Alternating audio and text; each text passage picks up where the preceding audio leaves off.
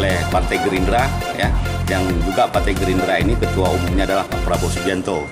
Jadi dengan kemenangan ini kita harapkan, ya, dana otsus kita yang sudah berakhir, kalau tidak salah kami, ya, dari untuk tahun 2027 ini sudah berakhir, bisa bersinergi dengan GNCP. Kita perjuangkan sama-sama supaya dana otsus kita ini bisa diperpanjang, kalau bisa sampai abadi seperti yang dilakukan di Papua, ya. Kenapa Papua bisa, kenapa Aceh tidak bisa, ya? Karena sama-sama kita juga ketahui, kita juga mempunyai undang-undang khusus, Papua juga memiliki undang-undang khusus. Ini sudah launching.